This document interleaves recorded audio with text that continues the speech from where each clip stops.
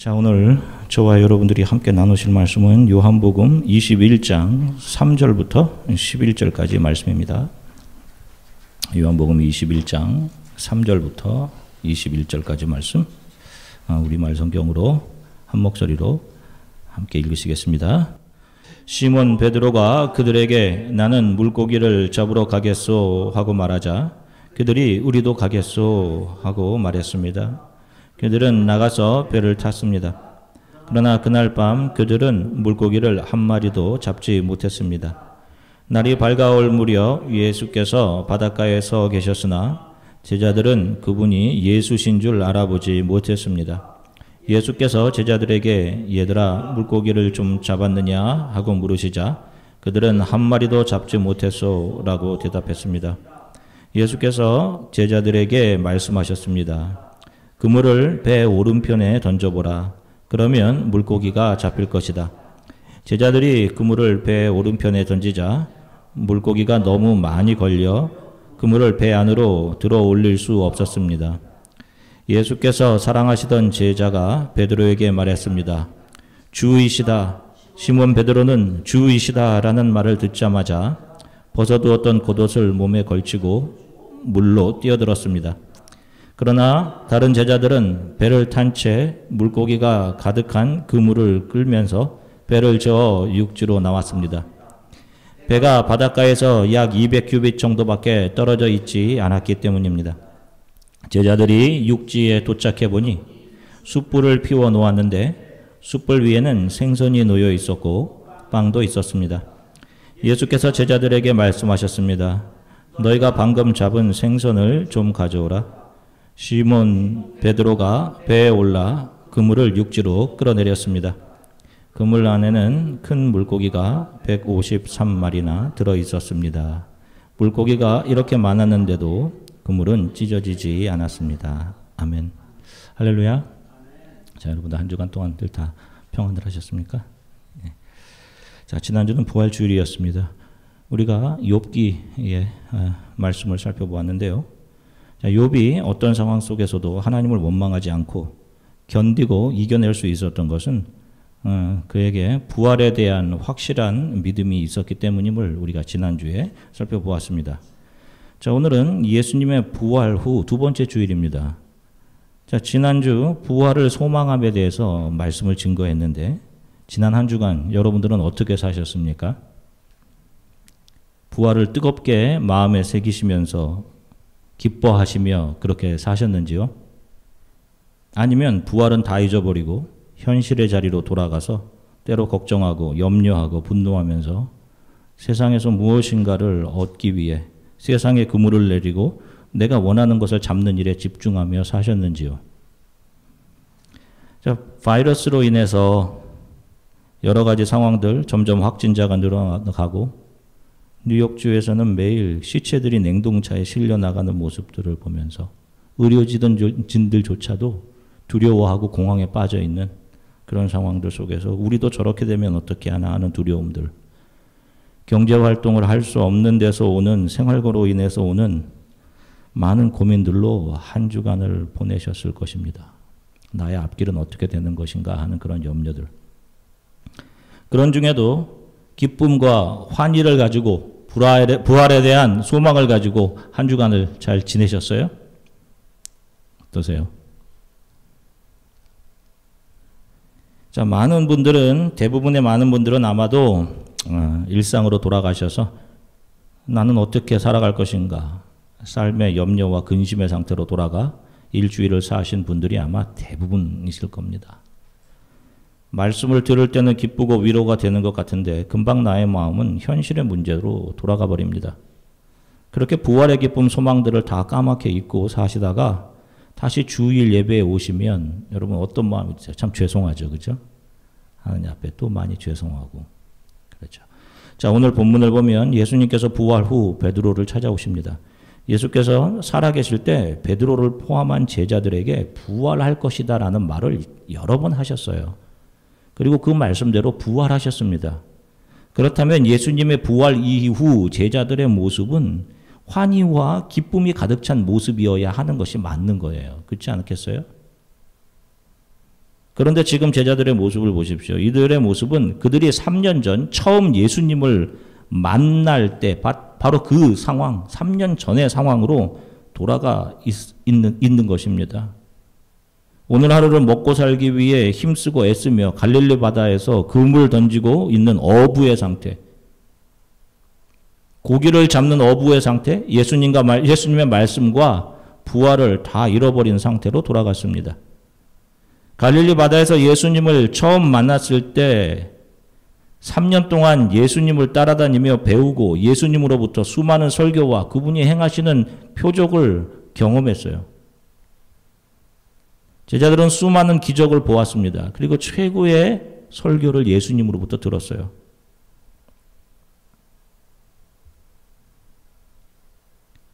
만약 저와 여러분들이 그 시대의 예수님의 제자들이었다면 여러분 어땠을까요?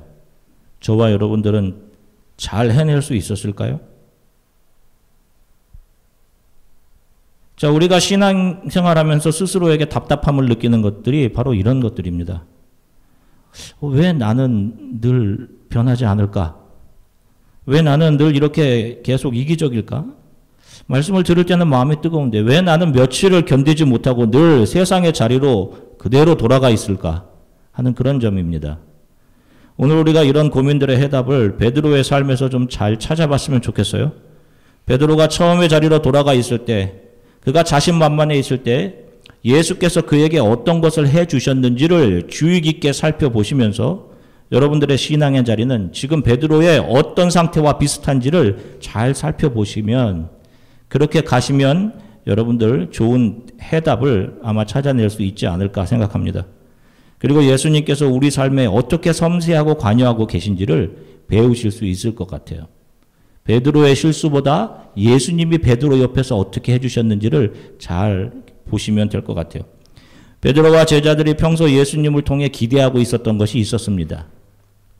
3년 동안 이것은 예수님이 평소 행하셨던 기적, 그런 놀라운 능력으로 로마를 물리치면 자신들이 그 예수님 옆에서 세상의 힘을 가지고 자신들의 인생이 조금 더 나아질 것이라는 그런 기대였습니다. 이 땅에서의 성공, 잘됨이죠. 그런데 예수님이 죽으시자 모든 것이 다 숲으로 돌아갔어요. 그리고는 그들은 지금 다 처음의 자리로 돌아가 버렸습니다. 사람을 낚는 어부는커녕 자신들의 현실의 필요를 채우는 물고기 잡는 어부의 자리로 돌아간 것입니다. 자, 오늘 그들이 맨 처음 자리로 돌아간 것은 그들이 3년 동안 예수님을 따른 목적이 들통나버린 거예요. 그들이 예수를 따른 목적은 이 세상에 있었기 때문에 예수께서 죽으시자 모든 것들이 그들의 머리에서 다 사라져버린 것입니다. 이제 다 끝났구나. 예수께서 그토록 말씀하셨던 부활은 다 기억 저편으로 사라졌어요. 그리고 베드로는 맨 처음의 자리로 돌아갔습니다. 자, 예수께서 베드로를 맨 처음 만날 때를 성경은 이렇게 기록하고 있습니다. 요한복음 1장 40절서부터 42절의 말씀 한 목소리로 같이 읽으시겠습니다. 요한복음 1장 40절부터 42절 말씀입니다.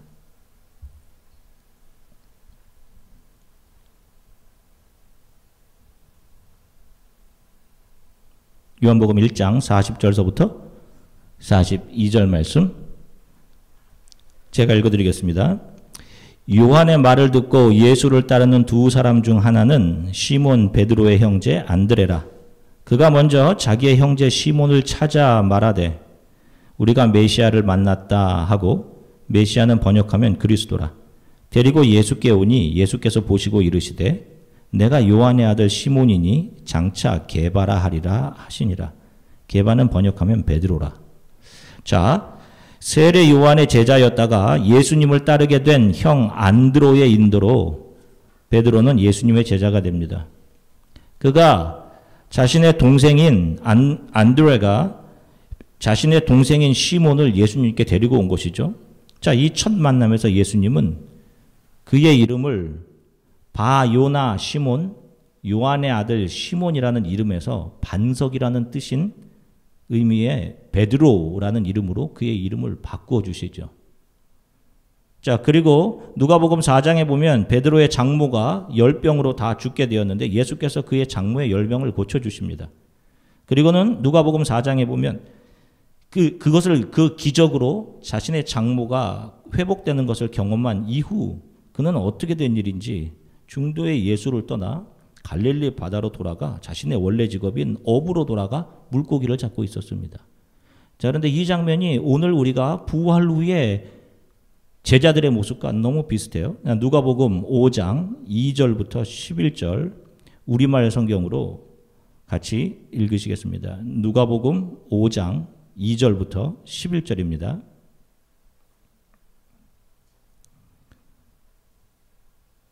함께 읽으시겠습니다.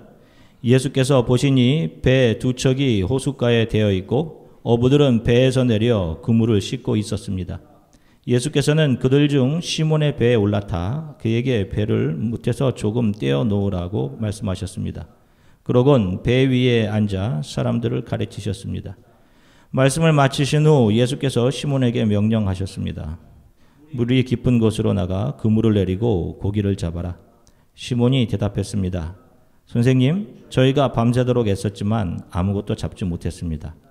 그러나 선생님의 말씀대로 제가 그물을 내려보겠습니다. 어부들이 그 말씀대로 했더니 그물이 찢어질 정도로 많은 고기들이 잡혔습니다. 그래서 그들은 다른 배에 있는 동료들에게 와서 도와달라고 손짓했습니다. 그들이 와서 두 배의 고기를 가득 채우자 배가 가라앉을 지경이었습니다. 시몬 베드로가 이 광경을 보고 예수의 무릎 앞에 엎드려 말했습니다. 주여, 제게서 떠나십시오. 저는 죄인입니다. 베드로와 그 모든 동료는 자기들이 잡은 고기를 보고 놀랐던 것입니다. 세베대의 아들이며 시몬의 동료인 야고보와 요한도 놀랐습니다.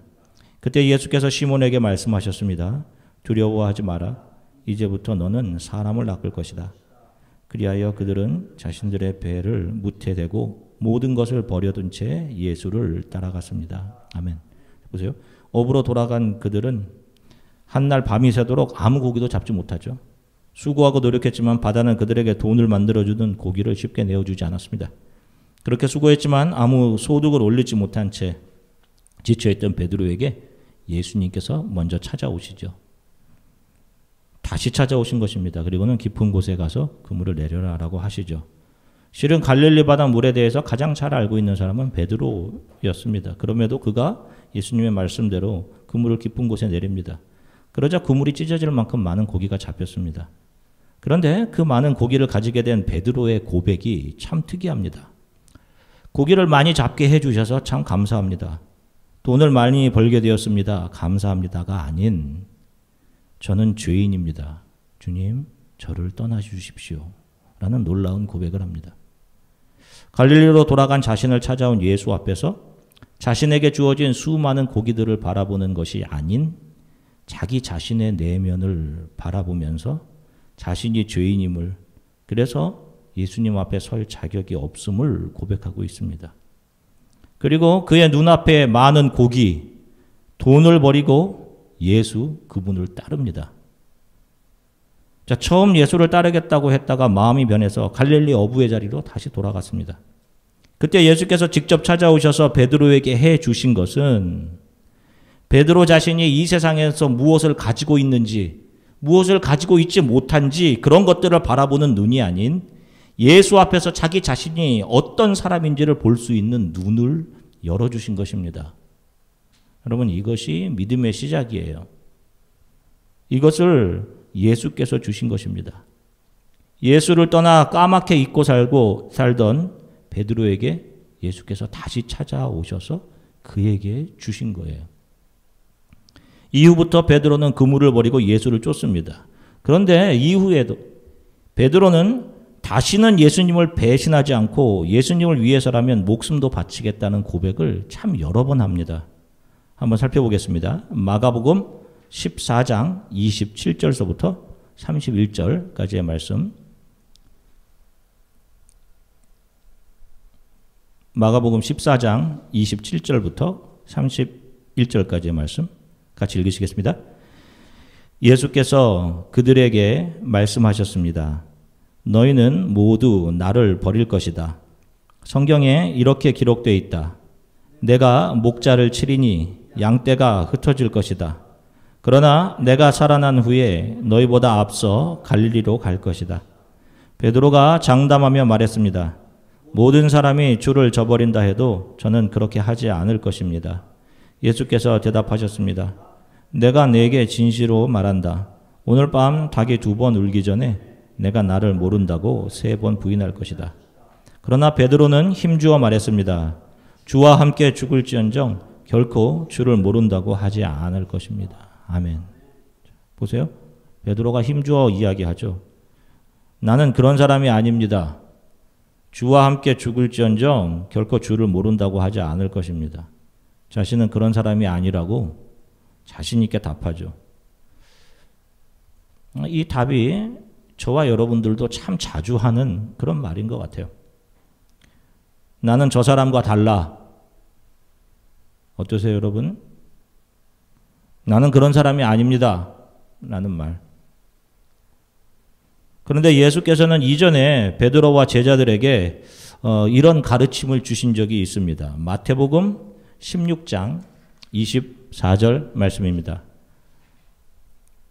함께 읽으시겠습니다. 이에 예수께서 제자들에게 이르시되 누구든지 나를 따라오려거든 자기를 부인하고 자기 십자가를 지고 나를 따를 것이니라. 아멘. 보세요. 자, 자기 부인이라는 것은 내가 누군 줄 알아요? 나는 한다면 하는 사람입니다. 나는 다른 사람 같지 않아요. 라는 자기 자신을 신뢰함이 아닌 나는 연약합니다. 저는 늘 실수합니다.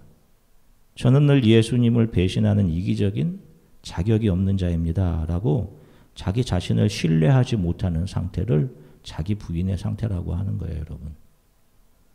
이렇게 자기 자신에 대해 자신만만하던 베드로가 어떻게 하죠? 한번 보실까요? 마태복음 26장 72절 말씀 함께 읽으시겠습니다. 베드로가 맹세하고 또 부인하여 이르되 나는 그 사람을 알지 못하노라 하더라. 보세요. 예수님이 어떻게 되는지 그분이 끌려가신 대제사장 안나스의 뜰로 조용히 숨어 들어갔던 베드로는 자신을 부인하고 십자가의 길을 가야 함, 이것을 가르쳐 주신 예수님의 말씀을 까맣게 잃어버리고는 그 자리에서 예수님을 부인합니다. 자, 그때 닭이 울죠. 나는 다른 사람과 다르다 라는 그의 말이 아니 너도 다른 사람과 전혀 다르지 않은 이기적인 죄인이야 라고 알려주듯 닭 울음이 그의 귀를 울립니다. 그의 거짓이 들통나 버리는 것이죠. 마태복음 26장 74절부터 75절까지 말씀 함께 읽으시겠습니다. 그가 저주하며 맹세하여 이르되 나는 그 사람을 알지 못하노라 하니 곧 닭이 울더라. 이때 베드로가 예수의 말씀에 닭 울기 전에 내가 3번 나를 부인하리라 하심이 생각나서 밖에 나가서 심히 통곡하니라. 아멘. 보세요. 닭 울음소리를 통해 베드로는 너가 어떤 사람인지 보아라. 너는 너를 지키기 위해 너를 부인하는 것이 아닌 나를 부인하는 사람이야. 이것이 연약한 너의 모습이다. 라고 자상하게 말씀하시는 예수님의 음성. 그 음성으로 들었을 것입니다. 예수님은 베드로가 자신을 살리고 자신을 채우기 위해 까맣게 잊어버리고 있던 말씀을 닭 울음소리를 통해 다시 한번 기억나게 해주셨습니다. 그래서 그가 심히 통곡하죠. 웁니다. 예수님 죄송합니다. 네, 맞습니다. 저는 작은 믿음 하나도 지키지 못하는 죄인이 맞습니다. 이것이 그의 고백이었을 거예요. 자, 오늘 본문에는 예수님의 죽으심 이후 예수님의 말씀과 그분의 부활을 다 잊고 다시금 처음 자리로 돌아간 베드로와 제자들의 모습이 나와요. 그 처음 자리로 돌아간 그 자리로 부활하신 예수님께서 또 찾아와 주십니다. 이 장면은 갈릴리 바다에서 처음 3년 전 예수님이 베드로를 찾아오셨던 장면과 너무도 비슷해요. 처음 예수를 만났던 그날처럼 이날도 그들은 고기를 잡지 못하고 있었습니다. 그때 예수께서 그물을 배 오른편에 던져보아라 라고 하시죠. 그러자 엄청난 물고기들이 그물에 잡힙니다. 그때 요한이 주님이시다 라고 외치자 베드로가 그냥 물에 뛰어들어 예수께로 오죠. 주께서 잡은 고기를 좀 가져오라 라고 하시자 베드로가 그물을 확인합니다. 그리고 물고기를 세워보죠. 몇 마리의 고기가 잡혔죠? 153마리입니다. 이스라엘 사람들은 그들이 갖고 있는 히브리어는 각 알파벳마다 고유의 숫자를 가지고 있습니다. 그래서 자신의 이름을 나타내는 숫자가 몇인지를 정확하게 알고 있어요. 내 이름은 숫자 몇이다. 153 이 숫자는 베드로의 이름, 예수께서 처음 불러주신 이름 바요나 시몬, 바로 그 베드로의 이름입니다. 바요나는 35, 시몬은 118. 그래서 베드로 자신의 이름 바요나 시몬, 자기가 어려서부터 가지고 있었던 그 이름, 자신의 이름을 대표하는 숫자가 153임을 그는 이전부터 알고 있었어요. 베드로가 그물 안에서 본 것은 그가 부활의 예수를 잊어버리고 처음으로 돌아간 그 자리에서 그물에 잡혀있는 자기 자신을 본 것입니다. 전에 예수께서 천국은 마치 바다에 내리고 각종 물고기를 모으는 그물과 같으니 라는 말씀이 기억났을 것입니다. 그리고 자신이 예수의 손에 의해 그 그물 안에 들어와 있음을, 자신은 예수께 묶임 바 된 하나님의 자녀임을 다시금 분명히 눈으로 보면서 깨닫게 되었을 것입니다. 그동안 얼마나 지금 그물 안에 잡힌 물고기처럼 내 힘으로 살아보겠다고 펄떡거리며 살아왔는지, 얼마나 자기 자신을 대단한 사람으로 알고 살아왔는지, 그러나 때마다 예수님은 조용히 옆에 오셔서 베드로에게 그분의 말씀을 기억나게 해주셨습니다. 자신이 지금까지 살아온 모든 것이 자신의 힘이 아닌 그물을 내리신 아버지 하나님의 손에 의해 움직여온 삶임을 보게 하신 것입니다. 그는 그렇게 늘 실수하던 자리에서 자신을 버리지 않고 찾아오셔서 말씀을 기억나게 해주신 예수 그리스도로 인해 그는 말씀을 더 절실히 이해해가며 세상 속에서 영혼을 천국으로 끌어올리는 사람을 낚는 어부로서의 삶을 살아가게 된 것입니다. 지금까지 살펴온 베드로의 삶을 이끌어온 신앙의 원리들은 그만 특별해서 그에게만 적용되는 것들이 아닙니다. 저와 여러분들은 모두 이 베드로가 걸어갔던 것과 똑같은 모습으로 우리는 지금 성화의 길을 걸어가고 있는 것입니다. 이 베드로의 모습들 중 우리는 어떤 때의 어떤 베드로의 모습에 닮아 있다라고 생각하십니까? 우리 가운데는 잠시 예수를 떠나 예전으로 돌아가 있는 사람들, 그런 분들도 계실 수 있습니다. 아니면 내 눈이 내 손 안에 있는 고기들에 집중되어 있고 세상에서 성공에 잘 살 수 있는 것들에만 집중하며 살고 계신 분들도 있을 수 있어요. 그런데 여러분 아십니까? 지금 예수께서는 말씀으로 그런 한 분 한 분 옆을 지키고 계십니다. 그리고 그 말씀을 기억나게 해주셔요. 무엇인가를 통해서 분명히 저와 여러분들의 삶은 예수 그리스도께 묶여져 있는 삶입니다. 이렇듯 자신의 말 하나도 지키지 못하던 이기적이고 기회주의적인 자신의 모습, 자신의 죄성이 드러났던 그 대제사장 안나스의 뜰에서 예수를 3번 부인했던 베드로가 이제 다시 그 뜰에 섭니다. 그리고 그 뜰에 서서 이렇게 얘기해요. 사도행전 5장 27절부터 29절 말씀입니다. 함께 읽으시겠습니다. 그들을 끌어다가 공회 앞에 세우니 대제사장이 물어 이르되 우리가 이 이름으로 사람을 가르치지 말라고 엄금하였으되 너희가 너희 가르침을 예루살렘에 가득하게 하니 이 사람의 피를 우리에게로 돌리고자 함이로다. 베드로와 사도들이 대답하여 이르되 사람보다 하나님께 순종하는 것이 마땅하니라. 아멘. 계속해서 사도행전 5장 32절 말씀 함께 읽으시겠습니다. 우리는 이 일의 증인이요 하나님이 자기에게 순종하는 자들에게 주신 성령도 그러하니라 하더라. 아멘. 보세요. 이전에 예수를 부인했던 그 대제사장의 뜰에 서서 베드로는 이전과 전혀 다른 모습으로 사람보다 하나님께 순종하는 것이 마땅하다. 우리는 이 모든 일의 증인이다. 라고 말하며 이전에 예수를 부인했던 그 자리에서 이제는 부인이 아닌 그분을 담대하게 증거하고 있습니다. 예수께서 그의 삶을 그렇게 이끌어 가신 거죠. 이런 성화의 모습이 저와 여러분들에게 나타나야 할, 아니 어떤 분들에게 나타나고 있는 바로 그 모습인 것입니다. 우리가 그분의 손안에 있는 한 그분은 우리가 자기 부인이 아닌 자기 우월성을 주장하고 있을 때에도 우리가 생각하는 그 우월함이라는 것이 얼마나 부질없고 거짓된 것인지를 드러내어 주실 것입니다. 마치 어린아이가 흙놀이를 한 후 나의 손은 깨끗하다고 손 씻기 싫다고 손을 뒤로 감추는 그런 어린아이와 같이 그런 우리를 바라보시며 아니야, 너의 손은 이렇게 더럽다.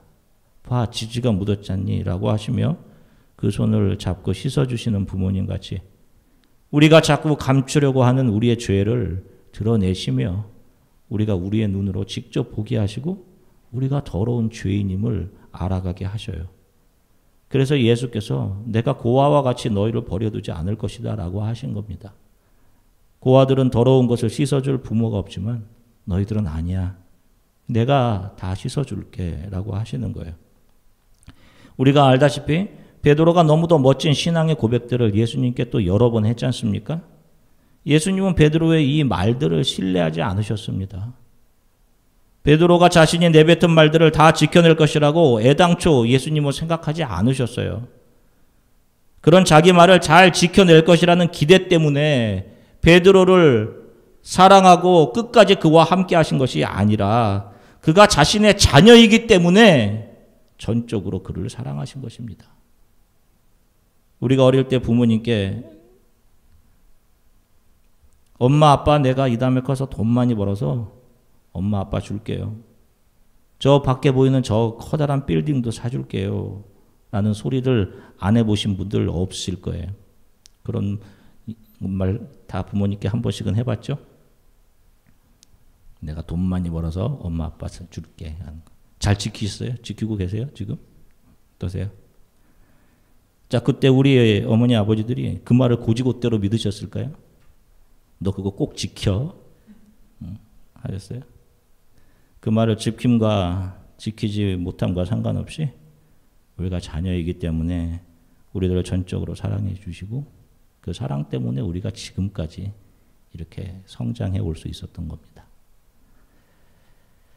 정말로 내 마음에는 예수를 사랑함이 있는데 내 안에 옛사람이 나를 맨 처음 자리로 이끌어가는 모습, 그래서 실패하고 쉽게 화내고 분노하는 모습에 속상하시고 그래서 하나님께 죄송하시다면 한 주간 또 부활주일 두 번째 주일인데 부활주일이 바로 지난 주일인데 이런 작은 믿음 하나 지키지 못하는 여러분들 마음 하나님 앞에 속상하고 죄송하시다면 너무 걱정하지 마십시오.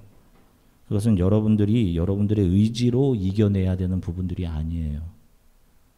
여러분 예수께서 때마다 말씀으로 저와 여러분들에게 오셔서 그분이 얼마나 여러분들을 사랑하시는지를 알게 하시고 그 말씀을 기억나게 하시고 여러분들 안에서 일하시면서 결국 예수 그리스도의 뒤를 그대로 따라가는 제자로 만들어 내실 것입니다. 그래서 베드로가 맨 마지막에는 자기 부인의 최고의 자리, 나는 예수님이 진 십자가 그대로 십자가에 달릴 자격조차 없습니다. 라고 하며 거꾸로 십자가에 못 박히지 않습니까? 그렇게 만드시는 것은 바로 그리스도 예수이십니다. 실망스러운 여러분들 자신의 모습 때문에 여러분 너무 많이 좌절하지 마십시오. 그때마다 예수께서 지금 말씀으로 내 옆에 계시는구나. 내가 연약할수록 나를 더 사랑하시는구나 라고 생각하시고 감히 자격 없지만 그 은혜에 감사하시면서 여러분들 그렇게 다시 일어나십시오. 여러분 누군가의 부족함을 볼 때 그 길을 나도 걸어온 것임을 여러분들 기억하세요. 자녀들이 아직 어려서 사리 분별을 잘 못할 때 그 자녀들에게 해줘야 되는 것은 하나님의 말씀을 가까이 하도록 도와주는 일입니다. 그래서 삶의 가장 어렵고 힘든 순간 그들이 해야 할 것은 세상의 것을 붙드는 것이 아닌 말씀으로 돌아가 그것을 붙드는 것임을 어려서부터 잘 가르쳐 주셔야 되는 것입니다. 아이비리그, 최고의 학교, 최고의 연봉, 여러분 이런 것들을 주려 하지 마시고 말씀이 늘 옆에 있도록 어려서부터 여러분들의 자녀들을 지도하셔야 돼요.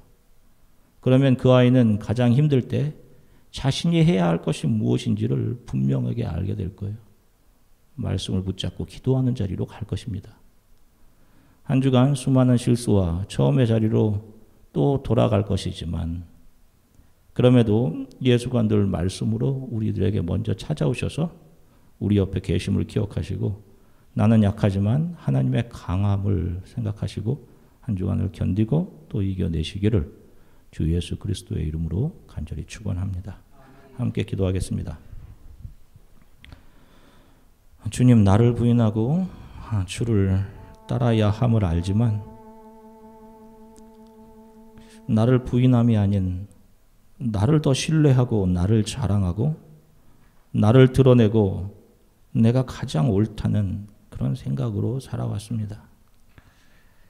변하지 않는 이런 나를 나무라지 않으시고 나의 옆에서 말씀으로 친절하게 가르쳐 주시고 말씀을 들려주시고 또 그 말씀을 기억나게 하시고 그래서 때로는 울고 회개하게 하시는 주님 감사합니다. 여전히 처음 자리로 돌아가기를 반복하지만 나를 사랑하시고 버리지 않으시는 예수님께 그분이 나의 곁에 계심을 기억하게 하시고 그 말씀에 나를 비추어 보며 울고 회개케 하시고 그 예수께서 나를 십자가의 길로 분명히 이끌어 가실 것을 믿습니다. 한 주간도 제 옆에 계셔서 모든 두려움과 걱정들을 이겨내도록 말씀을 기억나게 하시고 저를 사랑으로 쓰다듬어 이끌어 가 주시기 원합니다. 또 여러분 우리 지금 보이지 않는 또 성도들을 위해서 여러분 같이 함께 기도하겠습니다. 사랑해 주님 참 감사합니다. 사랑하는 성도들과 함께 주의 사랑에 띠로 묶여져 한 소망을 가지고 예배드릴 수 있게 하셔서 감사합니다. 하나님, 우리는 늘 연약해서 늘 처음의 자리로 돌아가 세상의 그물을 내리고 살아갑니다. 그럴 때마다 예수께서 오셔서 네가 가진 그것이 아무것도 아님을 조금씩 알아가게 하시고 우리가 누구인지 우리가 어떤 존재인지를 말씀에 비추어 자격 없는 죄인임을 알아가게 하시고 그래서 우리들에게 비추어주신 하나님의 은혜가 얼마나 큰지를 조금씩 알아가게 하시는 하나님의 은혜로 인해 감사드립니다. 두려움과 걱정과 염려 속에 있을 주안의 교회에 속한 모든 성도들의 삶을 주님께서 지켜주시고 한 주간 동안 삶에도 예수께서 그들의 삶에 섬세하게 함께 계심을 말씀을 기억나게 하시고 따뜻하게 그들의 마음을 만져주셔서 한 주간 동안을 더 넉넉히 세상을 믿음으로 이기며 살아가게 도와주십시오. 더 이상 예수님을 부인함이 아닌 나를 부인하며 십자가를 지고 주님을 따라가는 그런 또 한 주간의 삶이 되도록 도와주시기 원합니다. 감사드리며 예수 그리스도 이름으로